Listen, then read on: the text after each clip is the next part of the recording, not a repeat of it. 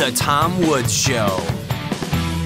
Hey, everybody, welcome back to The Tom Woods Show. This is episode 2436. I'm delighted to be joined by our old friend, the great Keith Knight, who is managing editor at the Libertarian Institute, which is a great organization.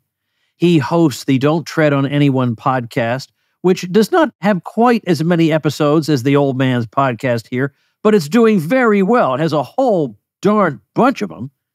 And he is the author, and this is what brings him onto the program this particular time, of the brand new book, Domestic Imperialism, 9 Reasons I Left Progressivism. Keith, welcome back, my friend. Tom Woods, thank you so much for having me. Keith was a guest at my Christmas party a couple of weeks ago here in Florida, a few weeks ago here in Florida. And he came all the way across the country. I don't know that if you necessarily give away where you live, but you came a long way to visit Old Woods on Christmas, and I appreciate that. Oh, yeah. Scott and I had a blast. We wanted to get together and celebrate both Christmas and Diary of a Psychosis, along with this new book. So I had an absolute blast. Every one of your Tom Woods Elite Show members was really pleasant to be around. Thank you. So all you supporting listeners out there, you can come to my Christmas party every year, supportinglisteners.com. I don't even list it as a benefit. There's so many benefits of being a Tom Woods Show supporting listener. I can't even list them all, but you can check out some of them at supportinglisteners.com. Anyway, Keith, we're going to talk about your book. And of course, with a title like that, 9 Reasons I Left Progressivism, I'd like you to give me a few reasons you joined it. Probably the initial reason was there was a dichotomy in front of me. We have two groups of people who want to give you food, clothing, shelter, healthcare, education. And then there's another group of people who want to charge you for these things. They just create costs out of the thin, blue sky. They want you to have to work to achieve something, whereas other people want to give it to you. When you're facing this dichotomy, obviously it seems like, well, am I a nice person who's compassionate, or am I somewhat of a jerk? So you can almost say, how is it? Maybe, the billionaire class could believe something because they could easily buy this stuff. But how have so many millions of people, half the country more or less, been duped into thinking you should have to buy things instead of getting them for free? So when I was faced with that, I said, well, one, it seems like it's, much more economically efficient to give people something instead of always having to work. That seems burdensome. And it seems much more compassionate to help or not to help. So that was the dichotomy I was faced with, and that's why I probably joined. I also have to say, growing up I was in Phoenix, Arizona my whole life. I went to school here and often thought of as a red or purple state, but the schools that I went to were extremely blue. So I was always having in the back of my mind that America, good place now, however, uniquely bad because of slavery and because of things like Jim Crow. So when we saw this name on the ballot, Barack Obama, we were all excited that this has to be the guy we support. This is the major hurdle that we're finally getting over, this terrible racist, sexist, xenophobic past of ours by electing this guy. So it was both the thought of, we're really achieving something. I'm really part of something unique in the rearview mirror of history, as it'll be seen by getting this guy elected. And it's the compassionate philosophy. Those are the main reasons I was attracted to it. Now, I would have more or less guessed that because I think that's why basically anybody joins it for the most part in the beginning. I think people innocently become part of it because it just seems, as you say, it just seems like common sense. Why, if we have problem X and we have resources Y, we just apply resources Y to problem X. I mean, come on, who would object to that? So you do talk about that a bit in your introduction.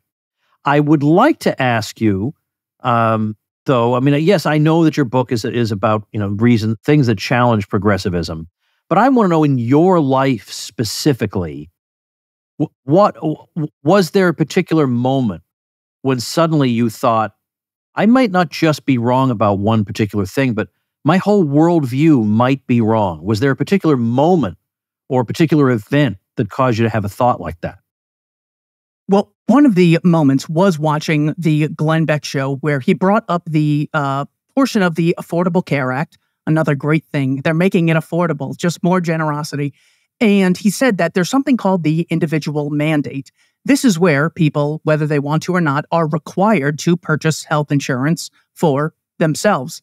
Now, I remember thinking, well, people probably should do that, and they probably should eat healthy, exercise, be good neighbors, dress nice. Well, just because someone should do something, I don't think they should be forced. So this was the first time I ever considered that here is the difference between civilization and some sort of barbarism or tyranny where you have the right to claim ownership over other people. So that was the first time that it really occurred to me. I got to say, getting that first paycheck and seeing the involuntary deductions, that was pretty surprising. But also when I was 14, I started my own landscaping business. And the more we grew, the more difficult it was. I was 14 and the other guy was 16. And we would just go around and basically offer our services to mostly parents of the people who we went to school with. We're earning very little amounts of money. And every time we tried to do something legitimate, the amount of bureaucracy was staggering. We'd have to go to this place with my coworker's mother. We had to start filling out things. We had to start declaring our income. And then I had to lie about my age, which I got caught. And that ended up blowing up the whole thing. And then we basically had to stop and do nothing. So stopping of the entrepreneurial spirit was just so crushing at the age of 14 that I also saw it as, well, far from the government being something here that's there to assist me and bring about flourishing, it seems like they're putting far more involuntary hurdles in my way of achieving what I want than they are at assisting me. So I think those were the initial things that I personally came into contact with, which really made me start questioning things that I had supported. I was very taken aback by an example you give early on in the book that you talked about. Oh, geez, now I can't remember. Was it actually at the house? Was it in an event recently? But it was about the attack on the Pulse nightclub in Orlando in 2016. And you talked about the motives of the person who did it, who did not actually realize that it was a gay nightclub. He didn't realize that. But of course, it was immediately portrayed as, well, this is an attack on homosexuals and all that. But what I think most people don't know is that he contacted the police and he was very, very explicit about what his motivations were. Now, there's no reason, if you're a guy like that who's going to engage in an atrocity, I mean, why would you be shy about your motives? You know, because sometimes when we quote what people's motives are, everybody's skeptical. But why would that be the one thing you'd chicken out on, but you actually go ahead with the shooting people plan? I rather take him at his word. And he's very, very blunt about exactly what his motivation is. And it has nothing to do with, well, in the U.S., you have the Bill of Rights and you have homosexual people, whatever it is. That wasn't it at all. So can you tell the actual story? Because to me, this story and then how the U.S. government spun it says an awful lot about the nature, at least of the U.S. regime. So this was June 12th of 2016. You had Donald Trump leading in the polls and Barack Obama was the sitting president. So to show the reader how much progressivism is sort of entrenched, both the leading Republican, Donald Trump, and Barack Obama more or less said the same thing, that the Pulse nightclub murder, which killed 49 people, injured 53. Here is how Barack Obama summarized the events. He said, "This was an attack on the LGBT community. Americans were targeted because we're a country that has learned to welcome everyone, no matter who you are or who you love, and hatred towards people because of sexual orientation, regardless of where it comes from, is a betrayal of what's best in us." So that was the sitting president who has access to the director of national intelligence, the FBI, the CIA. This was his takeaway, that the lesson we learn from this massacre is don't hate homosexuals, nor should we be fearful of homosexuals. Well, the goal of terrorism is not to conceal your motives. The goal of terrorism is to bring attention to something that otherwise you thought wasn't getting attention, because it's sort of like a shortcut to fame for a number of people. So he calls 911 while he's holding the survivors hostage and explicitly says, "You have to tell America to stop bombing Syria and Iraq. They're killing a lot of innocent people. What am I to do here when my people are getting killed over there? You need to stop the U.S. airstrikes. You have to tell the U.S. government to stop bombing. They are killing too many children. They are killing too many women. I feel the pain of people getting killed in Syria and Iraq. They need to stop bombing Syria and Iraq. So this actually is something that was happening in 2016. People might not have really known that Syria was on the hit list. According to the Council on Foreign Relations, the U.S. government dropped 24,287 bombs on Iraq and Syria that year in 2016 alone. So here we have an explicit example of violence being perpetrated in response to the federal government initiating violence against other people. And The Intercept actually did some research on this, and it turns out that 90% of those killed in these drone striking operations under Barack Obama were people who were not the intended target. Also, to qualify to be an intended target, they usually say any military-age male. So that's any male 16 years or older. So instead of saying this is a genuine divide that we have in the world, people who achieve their ends violently and people who achieve their ends peacefully, they made it about sexual orientation or who you're attracted to, just completely blowing it. This is the guy who ran on closing Guantanamo Bay, getting out of these wars that evil George Bush started so he can carry on his father's evil legacy and only caring about the military-industrial interests. They gave this progressive guy the platform to really, stand up for the people, and this is exactly what happened. So this really, to me, I didn't know about this till years later. It had just come across my screen, and I said, well, I'm so sick of following everything that the news media tells me to. It wasn't years later until I actually found out the truth about this situation. But coming across this, it was just shocking that this evidence was right here. There was a primary source, but it never occurred to me. I found one clip of a woman who was inside the club, and this was local news in Florida where she had said, yeah, he kept saying that America's bombing his country, and he was really upset about that. And then, the SWAT team came in and killed him. And other than that, we didn't get the truth from anyone on this. So this is the classic progressive false divide when there really is a true divide to be had. Yeah, so that, to me, speaks volumes, because it's typical of the regime that it does something that then leads to negative consequences. But rather than ever come clean about this, it always finds some fall guy. It always finds some, distract you with something else. So instead of saying, well, look, we really need to have this overseas empire, but you all have to understand that it is going to come with the occasional cost. I mean, some people are going to get angry about it. They're going to do crazy things. They're never going to have that conversation with us. Instead, it was, oh my goodness, look, he didn't like homosexuals. Like what? So that diverts attention from the issue at hand. But it's not just there. Obviously, we continue to see with rising prices, people saying that has nothing to do with us, with the government or the central bank. That's greedy companies. In 2008, it was predatory lenders. It's always somebody, isn't it? It's always somebody. It's always somebody unpopular. It's always somebody the public views as wicked. They're responsible for this. We were merely innocent bystanders. Oh, and by the way, that institution that monopolizes the creation of legal tender money had absolutely nothing to do with an economic downturn. That's it. And if those types of explanations satisfy you, then you're probably not going to be prompted to look into libertarianism. Well, yeah, it seems like no matter what happens, if, we're kept safe, well, that just proves that we need a heavy footprint in the Middle East. Ben Shapiro's words, heavy footprint in the Middle East. And if things are bad, well, that proves that we need to really get serious about this war on terrorism. So no matter what happens, COVID numbers go up, well, we need to have lockdowns. COVID numbers go down. Well, see, this is the importance of having lockdowns and mandates. There's no way to actually falsify this. And it's very classic that the elephant in the brain, so to speak, will attempt to rationalize almost everything that's in your self-interest. So it's not like we have this, well, we need to elect the right people or, just erect a new party. While that could be, great in the short run, as people like Javier Milei have shown us, that there can be tremendous benefits to that. As far as long-term solutions goes, it is a bit of a fool's errand to give people a monopoly on money creation, the right to conscript, the right to tax, the right to have compulsory education,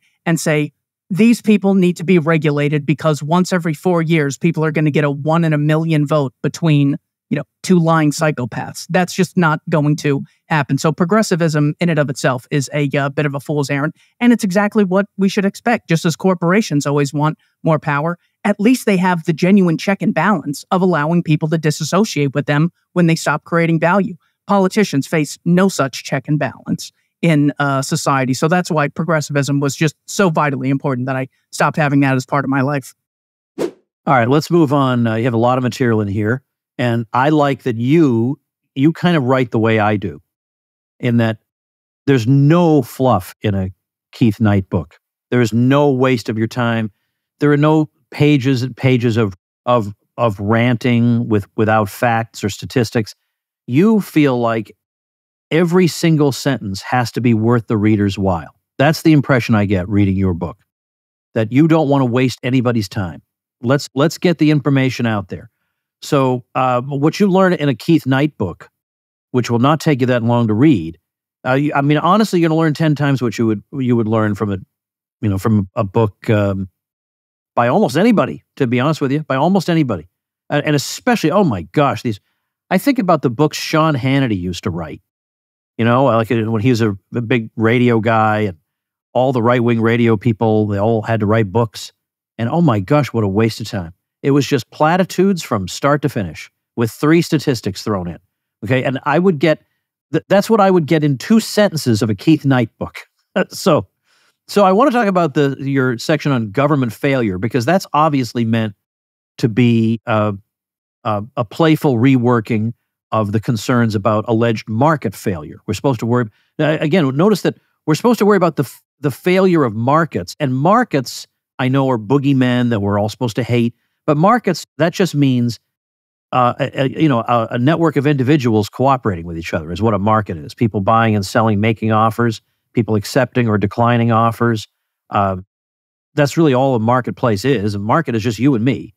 And so to be concerned about market failure, to be concerned that voluntary interaction, there's a lot of failure there, but not to have a corresponding concept of government failure of an institution that is inherently coercive, shows there's a bias in the way economics is taught to begin with.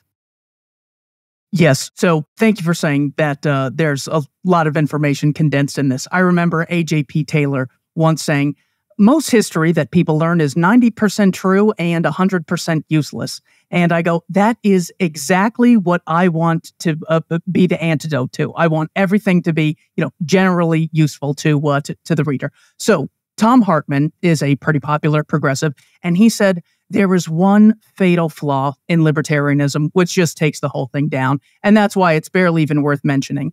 And this would be the existence of imperfect knowledge and competition, which can be generally summarized as market failure. So because when you go to buy a car, the car salesman and the owner of the company have a lot more knowledge than the consumer. This asymmetry exists. Therefore, a state is justified in coercively intervening on behalf of the customer and sometimes the producer, if the producer has to face foreign competition for car sales. Okay, so the question is, does this exist? One, of course, experts in the field have more knowledge than the average person, but does it uniquely apply?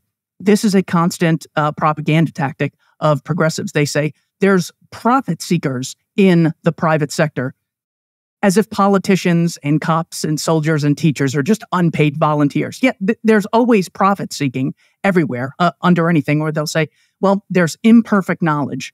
So the question is, can we take this example and apply it to the coercive sector? Obviously, not all voters are informed. We have a great amount of knowledge asymmetry when it comes to the people who have access to confidential documents that we're not even allowed to see. And if you try to show it to us, like Edward Snowden or Julian Assange did, they end up putting you in a cage or making you run for your life so you can run away from the land of the free, which they love to constantly brag about. When it comes to something like greed, they also say that this is market failure because you don't have people, sort of acting both on goodwill. You have people in this sort of dog-eat-dog mentality, greedily going at each other. Well, there is an election going on right now, pretty greedy. You have politicians constantly slandering each other. trying to figure out who can get the most votes. One person wins, one person loses.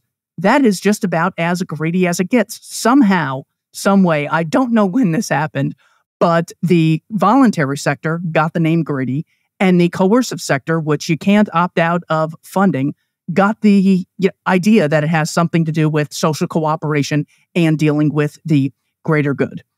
They also say that, government, it needs to step in just in case there are externalities within the free market. This is where you purchase a car from me, and then you drive the car, which pollutes the air that other people breathe. Those people did not consent to it. Therefore, the state has to intervene. Notice that the existence of a state doesn't make this externality go away. Also, the state itself is a great externality. We constantly have politicians doing things without the consent of hundreds of millions of their alleged constituents and coercively imposing it. That in and of itself is the greatest externality.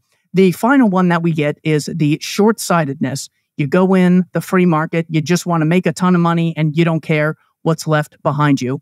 This was Hans Hoppe's great contribution to the idea of democracy, where much for the same reason people don't take the time to change the oil in a rent-a-car.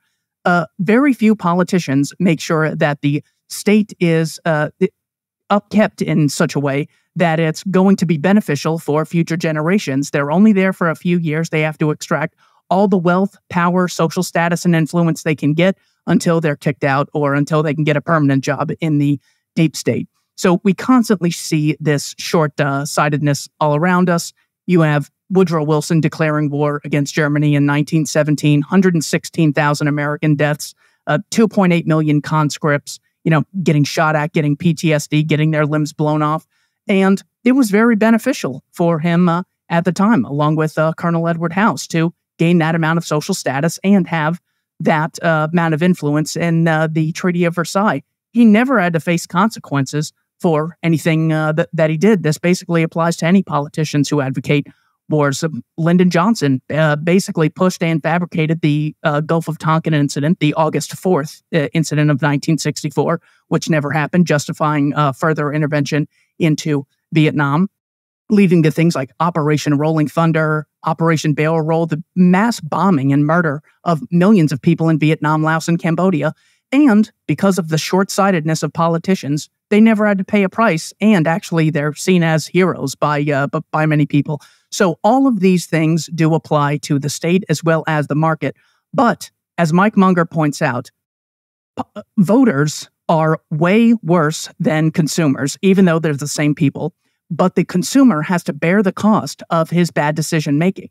That's why you're much more it's much more beneficial to have people acting as consumers, where they have to bear the price, where they get the reward, as opposed to being voters, where they never feel the pain and seldom will apologize for advocating policies that ruin the lives of millions of people. I'm glad, I was sitting here as you were giving your answer thinking, well, I'll point out certain aspects of this problem, then you cover them all. So, all right, well, on to the next thing. You have a discussion in here on the minimum wage. And people might think, oh, this is such a tiresome libertarian concern, because after all, the real value of the minimum wage has been eroded by inflation over the years. It's not really a big deal, and who cares if the minimum wage goes up? And for me, the main problem with it is that it just shows a lack of understanding of what makes wages rise. Like people who think that the key is we need to force people at gunpoint to pay workers more, I think don't understand wages are not just arbitrarily set. So that drives me crazy. But also, I don't think people realize a point that you make in the book, which is, frankly, just how few Americans actually work for the minimum wage. Yes, it turns out, I don't have the number off the top of my head, but according to the Bureau of Labor Statistics, a very small percentage 1.4%. I got it from your book. Okay, yes, thank you. I promise I got the citation there. When it comes to things like full-time work, it's important to define what counts as work, because as I say in the title, college essentially for me, well, That's actually misleading because I was kicked out of college on 3 different occasions. But college in general for someone could be 4 years of work for $0 an hour. So if we start with the progressive claim that all work should demand $15 an hour because you're exploiting the person, you're benefiting from them, well, the universities are getting money from the student, and the student does tons of work both in school and tons of homework. So university, basically all schooling, the K through 12 violates their child labor law, and then the university system violates their minimum wage law because you have people performing labor and not getting directly compensated. So the question is, should universities or any form of schooling be abolished for the protection of the students? And my position is obviously not. There's a reason so many people choose to voluntarily do such a thing so they could gain some skills so they can be more profitable in the future. And at the time, they're usually living with parents or living with someone else who's able to take on the bills, so they might not need it at that point. So the point is something that progressives actively advocate, go to college, do this. They're telling people to work for $0 an hour in compensation and then get all high and mighty when they come across a small business or some other organization, which is saying that, well, we can pay you $1 an hour or $5 an hour. The most amount of value that I got was in a 2 to 3 week internship at a tech company where I didn't make any money. They gave me food and gas money. But getting that on the job experience is so valuable because that's what builds your skills. That's what makes you more marketable in the marketplace among different employers. That's how wages rise. Now, according to the progressive worldview, we should see more or less something like 100% of people getting the minimum wage because corporations just do the bare minimum absolutely necessary. So how is it that such a small percentage of workers get this minimum wage?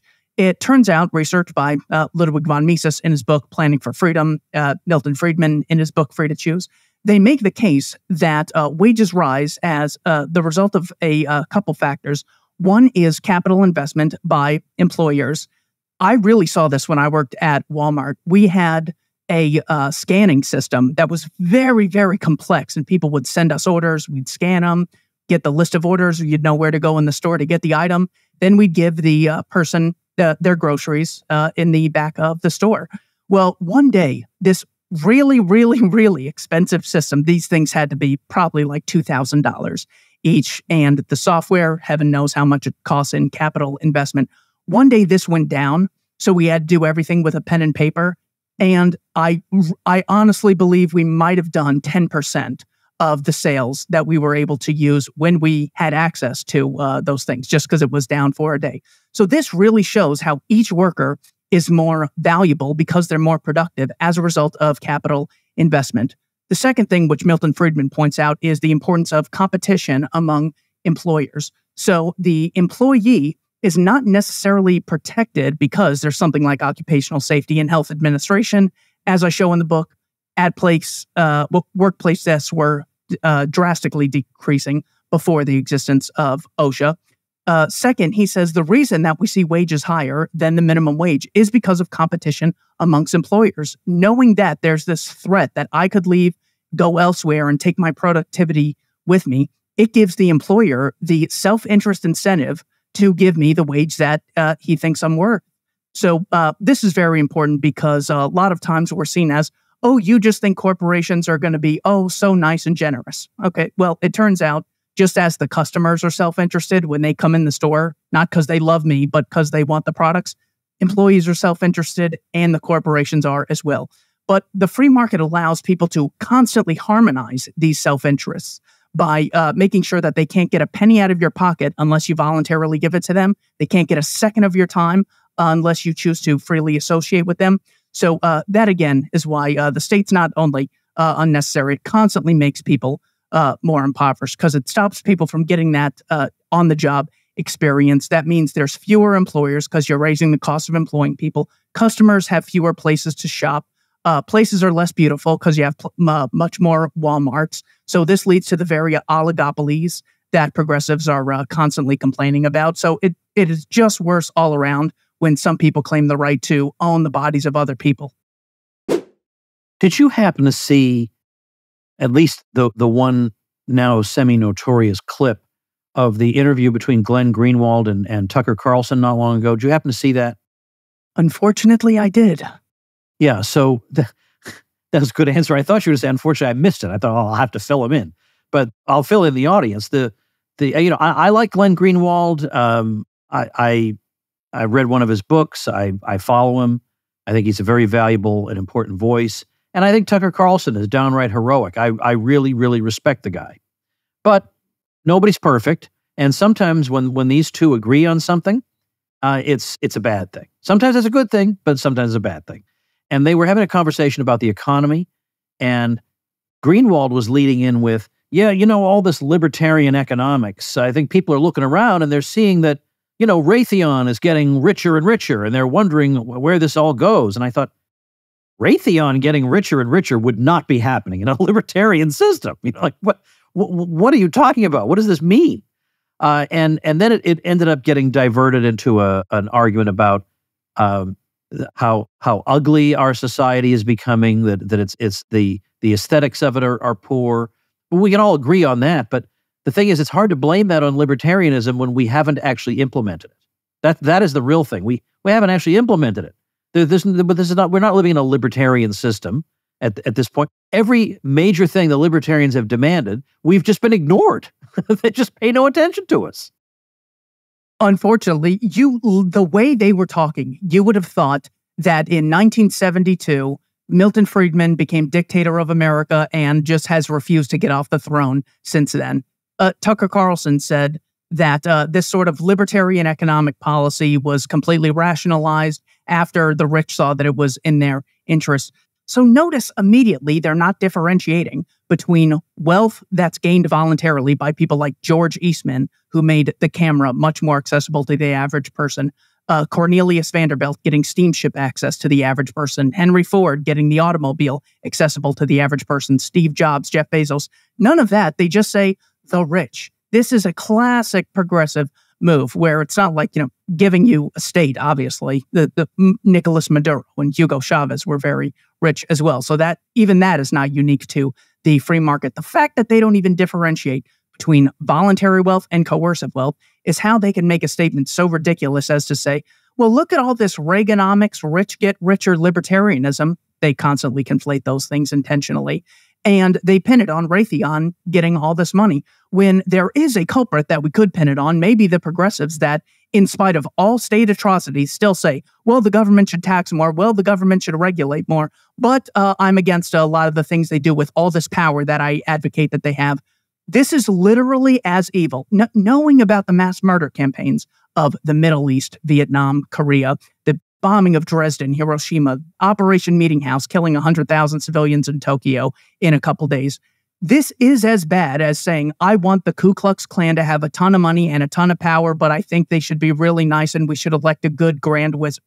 It is literally that ridiculous when it comes to what they're advocating. So Raytheon having all this money and power, you could easily put at the feet of progressives who have had a lot more power than the Milton Friedmans and Ludwig von Mises of the world.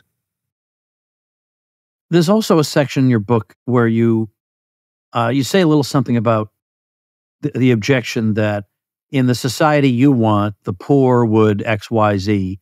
So X in this case is have no access to education. They would just be, illiterate and helpless. And I might point out that that's kind of like what we have now. I mean, I wouldn't want to go to any of these schools. I'm not going to learn anything.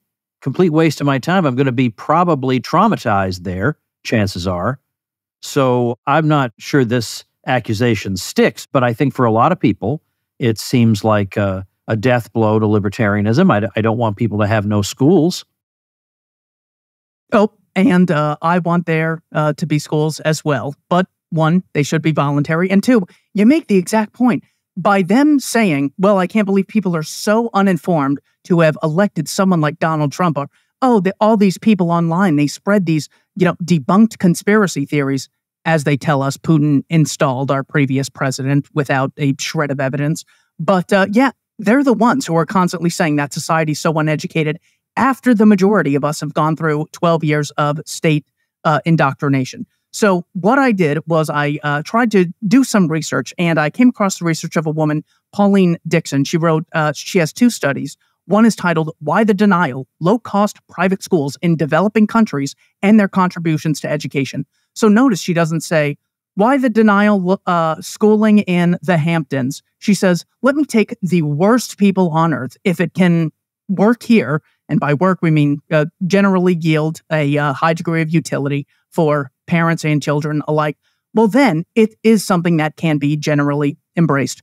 So before this, I actually used two examples of how the Statue of Liberty, something beautiful that I'm sure Tucker Carlson would also find beautiful, was voluntarily funded, along with the Salisbury Cathedral in England. So we can have beauty in the voluntary sector, and we can get things like churches, which so many people can go to totally for free. I have been to many churches, and I have never been charged to walk in the door.